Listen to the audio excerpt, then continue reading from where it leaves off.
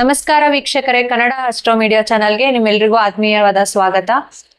ಇವತ್ತು ಗುರುಗಳು ನಮ್ ಜೊತೆ ತಿಳಿಸ್ಕೊಡ್ತಾ ಇರೋ ವಿಷಯ ಏನಪ್ಪಾ ಅಂತ ಅಂದ್ರೆ ಸಿದ್ಧಿಗಳನ್ನ ಮಾಡ್ಕೊಳ್ಳುವಂಥದ್ದು. ಈಗ ತುಂಬಾ ಜನ ನಮ್ಗೆ ಕಾಂಟ್ಯಾಕ್ಟ್ ಮಾಡ್ತಾನೆ ಇದ್ದಾರೆ, ನಮ್ಗೆ ಸಿದ್ಧಿ ತಗೊಳ್ಬೇಕು, ದೀಕ್ಷೆ ತಗೊಳ್ಬೇಕು, ಸಿದ್ಧಿ ಮಾಡ್ಕೊಳ್ಬೇಕು ಅಂತ ಕಾಂಟ್ಯಾಕ್ಟ್ ಮಾಡ್ತಾನೆ ಇದ್ದಾರೆ. ಗುರುಗಳೇ ನಮಸ್ಕಾರ. ಗುರುಗಳೇ, ಈಗ ತುಂಬಾ ಜನ ನಮ್ ಕಾಂಟ್ಯಾಕ್ಟ್ ಮಾಡ್ತಾನೆ ಇದ್ದಾರೆ, ಕನ್ನಡ ಅಸ್ಟ್ರೋ ಮೀಡಿಯಾ ಚಾನಲ್ ಮೂಲಕ ಆಗ್ಲಿ ಬೇರೆ ಚಾನಲ್ ಮೂಲಕ ಆಗ್ಲಿ ಗುರುಗಳ ಹತ್ರ ಬಂದು ಗುರು ದೀಕ್ಷೆ ತಗೊಳ್ಬೇಕು, ಸಿದ್ಧಿ ತಗೊಳ್ಬೇಕು ಅಂತ. ಅಂದ್ರೆ ಇವಾಗ ಸಿದ್ಧಿ ಅಂದ್ರೆ ಇವಾಗ ಕೆಲವರು ಆಗಿನ ಕಾಲದಲ್ಲಿ ಋಷಿ ಮುನಿಗಳೆಲ್ಲ ಮರದ ಬುಡದಲ್ಲಿ ಅಥವಾ ಮರದ ಮೇಲೆ ಕುತ್ಕೊಂಡು ಈ ತರ ಸಿದ್ಧಿ ಮಾಡ್ಕೊಳ್ತಾ ಇದ್ರು. ಎನರ್ಜಿ ಎಲ್ಲಿಂದ ಬರುತ್ತೆ ಗುರುಗಳೇ? ಎನರ್ಜಿ ಎಲ್ಲಿಂದ ಸಿಗುತ್ತೆ? ಸಿದ್ಧಿ ಮಾಡ್ಕೊಳ್ಳೋದು ಹೇಗೆ? ಅದನ್ನ ನಾವು ಅಂದ್ರೆ ಈ ಮರದಲ್ಲಿ ಹೇಗೆ ಮರದ ಮೂಲಕ ಸಿದ್ಧಿ ಮಾಡ್ಕೋಬಹುದು? ಖಂಡಿತ.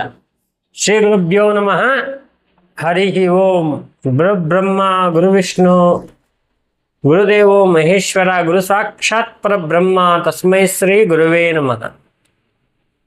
ನೋಡಿ, ಸಿದ್ಧಿ ಮಾಡ್ಕೋಬೇಕು ಅಂತ ಹೇಳಿದ್ರೆ ನಾವು ಯಾವಾಗಲೂ ಕೂಡ ಪ್ರಶಾಂತವಾದ ಜಾಗ ಆರಿಸ್ಕೊಳ್ತೀವಿ. ಋಷಿ ಮುನಿಗಳೆಲ್ಲ ಕಾಡಲ್ಲಿ ಇರ್ತಕ್ಕಂಥ ಮರಗಳ ಮೇಲೆ ಹೋಗಿ ಅಲ್ಲಿ ಸಿದ್ಧಿಯನ್ನು ಮಾಡ್ಕೊಳ್ತಾ ಇದ್ರು. ಮರದ ಕೆಳಗಡೆ ಬುಡದಲ್ಲಿ ಕುತ್ಕೊಂಡು ಕೂಡ ಸಿದ್ಧಿಗಳನ್ನ ಮಾಡ್ಕೊಳ್ತಾ ಇದ್ರಿ. ಇಲ್ಲಿ ಏನು ಗೊತ್ತಾ, ಸಿದ್ಧಿ ಅಂತ ಹೇಳಿದ್ರೆ ಎಷ್ಟೋ ಜನ ಏನು ಅಂದ್ಕೊಂಡಿದ್ದಾರೆ, ಏನೋ ಗುರುಗಳು ಒಂದು ದೀಕ್ಷೆ ಅಂತ ಕೊಡ್ತಾರೆ, ನಾವು ಮನೆಗೆ ಹೋಗ್ಬಿಟ್ಟು ಸುಮ್ಮನೆ ಒಂದು 4 ಸಲ ಇಡಿದ ತಕ್ಷಣ ಅದು ನಮಗೆ ಅನುಕೂಲ ಆಗ್ಬಿಡುತ್ತೆ, ಅದರಿಂದ ಫುಲ್ಲು ನಮ್ಗೆ ಬೆನಿಫಿಟ್ ಬರುತ್ತೆ ಅಂತ ತಿಳ್ಕೊಂಡಿದ್ದಾರೆ. ನೋಡಿ, ಇದೆಲ್ಲ ಏನಂದ್ರೆ ಸಿದ್ಧಿ ಸಾಧನೆ ಅಂತಕ್ಕಂಥದ್ದು ತುಂಬ ದೊಡ್ಡ ವಿಚಾರ. ಅದನ್ನ ನಾವು ಗುರು ಅಂದ್ರೆ ಒಂದು ಮಾರ್ಗದರ್ಶನ ಕೊಡ್ಬೋದು ಅಷ್ಟೇ. ಈಗ ಹೆಂಗೆ ಹೋಗ್ಬೇಕು, ಯಾವ ಥರ ಮಾಡಬೇಕು ಅಂತಕ್ಕಂಥದ್ದು ಹೇಳ್ಕೊಡ್ಬೋದು. ಆದರೆ ಮಿಕ್ಕಿದೆಲ್ಲ ನಮಗೆ ಬಿಟ್ಟಿದ್ದು. ಯಾಕಂದರೆ ಆ ಎನರ್ಜಿಗೂ ನಮಗೆ ಇರುವಂತಹ ಒಂದು ಬಾಂಧವ್ಯ ಏನಿದೆ ಅದ್ರ ಮೇಲೆ ನಾವು ಅದನ್ನು ನೋಡಬೇಕಾಗತ್ತೆ. ಎನರ್ಜಿ ಅಂತ ಹೇಳ್ತಕ್ಕಂಥದ್ದು ಪರಮಾತ್ಮನಿಗೆ ಹೇಳ್ತಾ ಇದ್ದೀನಿ ನಾನು ಎನರ್ಜಿ ಅಂತೇಳಿ, ಮತ್ತೇನೂ ಅಲ್ಲ. ಎನರ್ಜಿ ಅಂತ ಹೇಳಿದ್ರೆ ನೀವು ಯಾವ್ದು ಬೇಕಾದ್ರೂ ತಿಳ್ಕೊಬೋದು. ಯಕ್ಷಿಣಿ, ಚಾಮುಂಡಿ, ಕಾಳಿ, ದುರ್ಗಿ, ಸರಸ್ವತಿ ಯಾವುದಾದ್ರು ತಿಳ್ಕೊಬೋದು. ಇಂತಹ ಎನರ್ಜಿಗಳು ನಾವು ಸ್ವಲ್ಪ ಒಂದು ಅನುಕೂಲ ಅಂತಕ್ಕಂಥದ್ದು ಮಾಡ್ಕೋಬೇಕು ಅಂತ ಹೇಳಿದ್ರೆ ಒಂದಷ್ಟು ನಾವು ವಿಶೇಷವಾಗಿರ್ತಕ್ಕಂಥ ಅದ್ಭುತ ಸಿದ್ಧಿಗಳನ್ನ ಮಾಡಿ ಅಂತ ಹೇಳ್ತೀವಿ ಜನಗಳಿಗೆ. ಎಷ್ಟೋ ಜನ ಬಂದು ನಮ್ಮ ಹತ್ರ ಸಿದ್ಧಿಯನ್ನು ತೊಗೊಂಡು ಹೋಗ್ತಾರೆ. ಅದರಲ್ಲಿ ಕೆಲವರು ಏನು ಮಾಡ್ತಾರಪ್ಪ ಅಂತ ಹೇಳಿದ್ರೆ ಮರವನ್ನು ಆರಿಸ್ಕೊಳ್ತಾರೆ. ಒಂದು ದೊಡ್ಡ ಮರ ಇದೆ ಗುರುಗಳೇ ನಮ್ಮ ಮನೆ ಹತ್ರ, ಅಥವಾ ನಮ್ಮ ಒಂದು ಹಳ್ಳಿಲಿ ಒಂದು ದೊಡ್ಡ ಮರ ಇದೆ, ಅಲ್ಲಿ ಕುತ್ಕೊಂಡು ಮಾಡ್ಬೋದಾ ಅಂತ ಕೇಳ್ತಾರೆ. ನೋಡಿ, ಅಲ್ಲಿ ಕುತ್ಕೊಂಡು ಮಾಡೋದ್ರಿಂದ 2 ಬೆನಿಫಿಟ್ ಇದೆ. ಒಂದೇನು ಅಂದರೆ ಜನಗಳ ಕಾಟ ಇರಲ್ಲ, ಆರಾಮಾಗಿ ಕುತ್ಕೊಂಡು ಮಾಡ್ಬೋದು. ಎರಡನೇದೇನಪ್ಪ ಅಂದರೆ ಮರದಲ್ಲಿ ಇರ್ತಕ್ಕಂಥ ಪಾಸಿಟಿವ್ ಎನರ್ಜಿ. ಆ ಪಾಸಿಟಿವ್ ಎನರ್ಜಿ ಅಂತಕ್ಕಂಥದ್ದು ಏನಾಗುತ್ತೆ, ಆ ಮರದಲ್ಲಿ ಬರ್ತಕ್ಕಂಥ ಗಾಳಿ ಆಗಿರಲಿ, ಆ ಮರ ಎಷ್ಟೋ ವರ್ಷದಿಂದ ಸೂರ್ಯನ ಬೆಳಕನ್ನು ಡೈರೆಕ್ಟಾಗಿ ತಗೊಳ್ತಾ ಇರುತ್ತೆ, ಆ ಎನರ್ಜಿ ಎಲ್ಲವೂ ಇರುತ್ತಲ್ಲಿ ಮರದಲ್ಲಿ.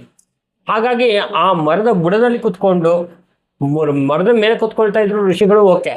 ಆದರೆ ನಾವೇನು ಅಂತ ಹೇಳಿದ್ರೆ ಮರದ ಬುಡದಲ್ಲಿ ನೀಟಾಗಿ ಎಲ್ಲವನ್ನು ಜೋಡಿಸ್ಕೊಂಡು ಆಯಿತಾ, ಪೂಜೆಗಳನ್ನ ಮಾಡಿಕೊಂಡು ಅಲ್ಲಿ ನಾವು ಆ ಸಿದ್ಧಿಗೆ ಅಂತ ಕೂತ್ಕೊಂಡು ಸಿದ್ಧಿಯನ್ನು ಪ್ರಾರಂಭ ಮಾಡಿಕೊಂಡಾಗ ಅಲ್ಲಿ ನಮಗೆ ಅನುಭವ ಆಗ್ತಕ್ಕಂಥ ವಿಚಾರಗಳು ಬೇಕಾದಷ್ಟಿದೆ. ಯಾಕಂದರೆ ಪ್ರಕೃತಿ ಜೊತೆಗೆ ನಾವು ಕೂತ್ಕೊಂಡಿದ್ದೀವಿ. ಹಾಗಾಗಿ ಆ ಪ್ರಕೃತಿಯಲ್ಲಿ ಇರ್ತಕ್ಕಂಥ ಒಂದು ಎನರ್ಜಿಗಳೆಲ್ಲ ಬಂದು ನಮ್ಮ ಹತ್ರ ಮಾತಾಡಿಸುತ್ತೆ. ಯಾಕಂದ್ರೆ ನಮ್ಮದು ಸ್ವಂತ ಅನುಭವ ಆಗಿರೋದನ್ನ ಹೇಳ್ತಾ ಇದ್ದೀನಿ ನಾನು. ನಾವು ಈ ಸಿದ್ಧಿ ಕೂತ್ಕೋಬೇಕಾದ್ರೆ ಯಾವಾಗಲೂ ಕೂಡ ಫೋಟೋ ಕೂಡ ಹಾಕ್ತೀನಿ ನಾನು. ಮರದ ಬುಡದಲ್ಲೇ ಕುತ್ಕೊಂಡು ನಾನು ಯಾವಾಗಲೂ ಸಿದ್ಧಿ ಮಾಡ್ಕೊಳ್ತಾ ಇದ್ದಿದ್ದು. ಆ ಒಂದು ಸಿದ್ಧಿ ಮಾಡಬೇಕಾದ್ರೆ ಎಷ್ಟೋ ಎನರ್ಜಿಗಳು ಬಂದು ನಮ್ಮ ಜೊತೆ ಮಾತಾಡ್ತಾ ಇತ್ತು.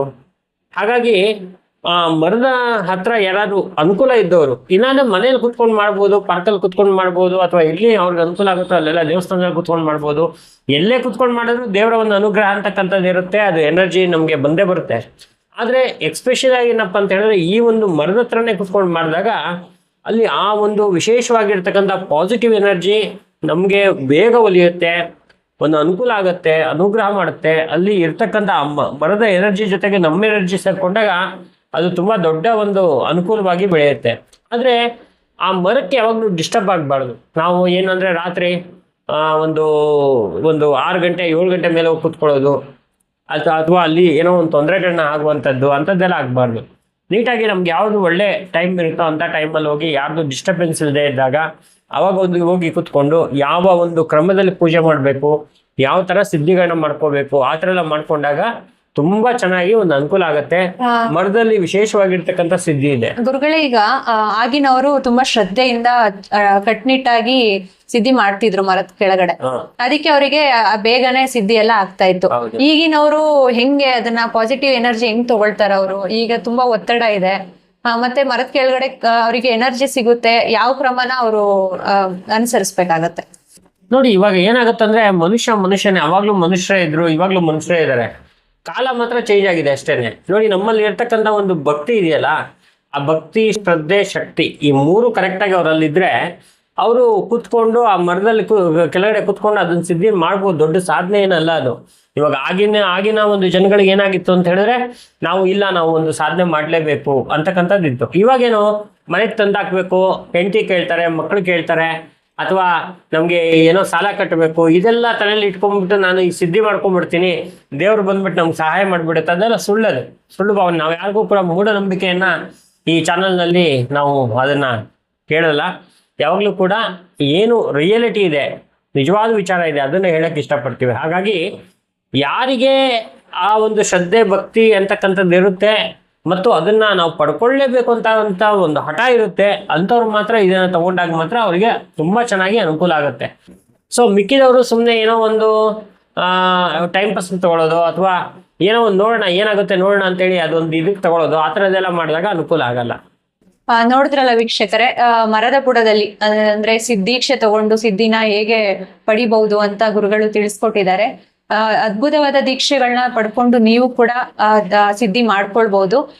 ಕನ್ನಡ ಅಸ್ಟ್ರೋ ಮೀಡಿಯಾ ಚಾನೆಲ್ನ ಸಬ್ಸ್ಕ್ರೈಬ್ ಮಾಡಿ, ಫಾಲೋ ಮಾಡಿ, ಗುರುಗಳನ್ನ ಸಂಪರ್ಕ ಮಾಡ್ಬೋದು. ನೀವು ಸ್ಕ್ರೀನ್ ಮೇಲೆ ಬರ್ತಿರೋ ನಂಬರ್ಗೆ ಕಾಂಟ್ಯಾಕ್ಟ್ ಮಾಡಿ. ನಮಸ್ಕಾರ.